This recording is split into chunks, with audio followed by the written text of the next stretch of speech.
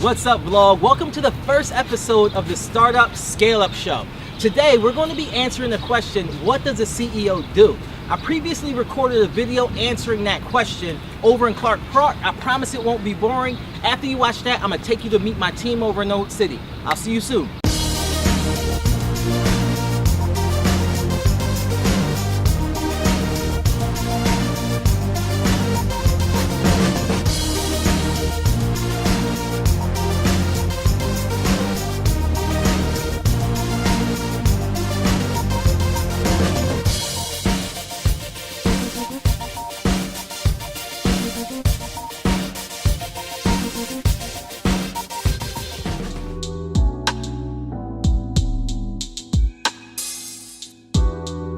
Essentially, every company is made up of a three-tier hierarchy, 3 layers to the cake, if you will. At the base of that pyramid, you have your employees. Employees' job, simply put, is to do the work, to carry out the task. The next level, you have your managers. Now, every manager's job is to make sure that his employees are engaged and enabled to carry out the task at hand. They're primarily focused on increasing productivity while at the same time eliminating waste and error. Managers can only be evaluated based on the productivity of the team or of the employees under their command. Lastly, you have your executives. Now, an executive's job is to set the strategy, to set the vision, and to make sure that everybody is working towards one overarching goal, which is the mission statement. Now, within that leadership team, you have your head honcho, which is your CEO.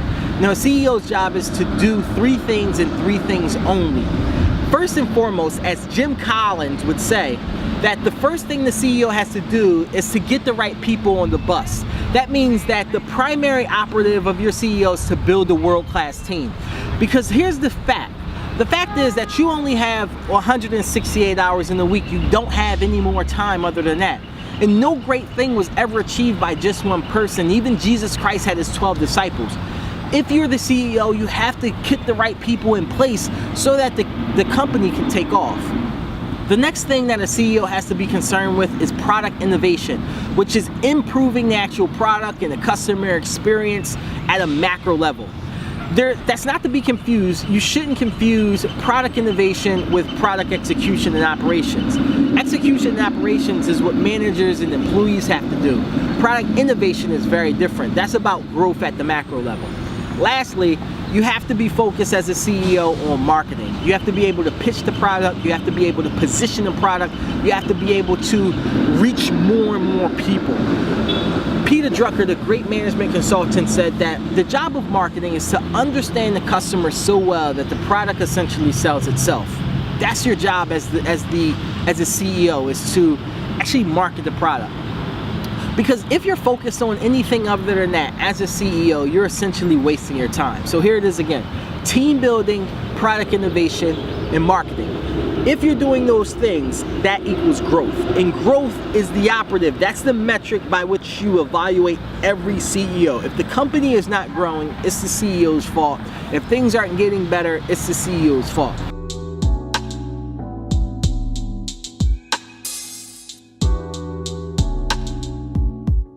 All right, so come on and meet the team.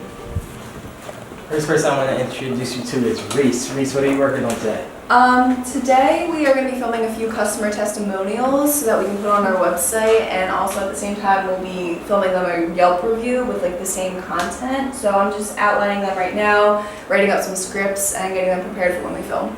Alright, so funny story about Rayce. Rayce was a student of mine in which class? Digital media advertising. Yeah, and so I've been teaching for about 7 years.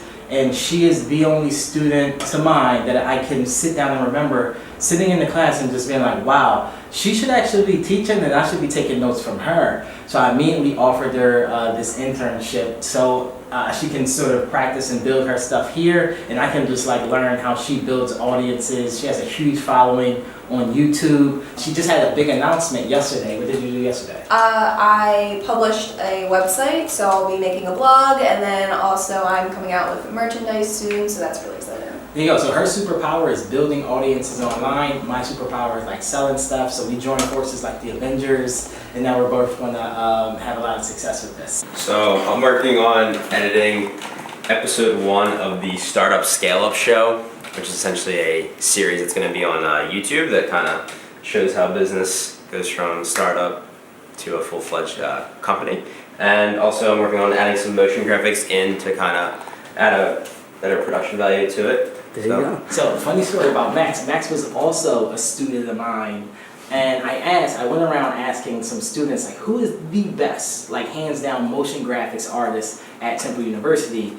And unanimously, everyone was just like, yo, Max Bass. I was like, Max Bass? Like, that kid was in my class. He literally said nothing all semester, right? So then, I reached out to him, and I saw his portfolio, and then I was just like, oh, wow, that's why he was so heads down. Kid was actually doing real work. So these are my 2 interns, Rayce and Max. We actually did a interview where I just interviewed them on why they are so exceptional in school, and you should definitely check that out. And then we have Liz. So Liz, what are you working on today? I'm actually doing some accounting for one of our clients, and then I also just finished up a script for an analysis video that we're about to do today. So really cool. So really funny story about Liz. I actually met Liz at a dance studio where I'm like a salsa dancer, and she was the marketing consultant there. And what really struck me about her was how meticulous and organized that she is. If you've taken one of my classes or if you've talked to me for 15 minutes, you probably know that I go in a million different directions. So in order to build a company, I needed somebody that sort of counterbalanced that, and she's the nuts and bolts person that's going to run and keep the organization going together. Every organization has like a visionary person, you then have an integrator, and then it breaks out into 3 sort of branches: operations, sales and marketing, and lastly finance and admin. And Liz is actually going to be the integrator to run the whole entire business at the CEO level while I'm at school teaching classes, which is what I love to do. The other people who are not here are Rakik. Rakik's at another client. Rakik is actually my first hire at Financial GPS. She came recommended from my wife.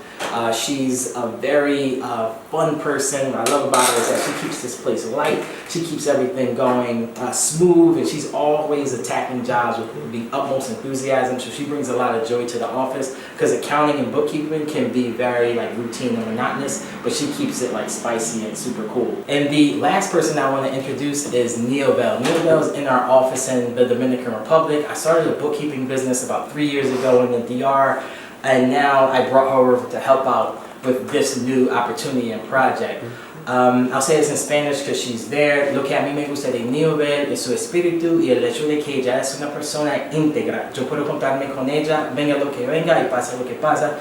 Ella es una bendición, de verdad. Te quiero mucho, Neobel. So that's my team. That's my whole group. And with this group, I'm going to grow this business, Financial GPS, from $0 to $1 million in monthly recurring revenue. Let's do it. I'll see you in the next episode.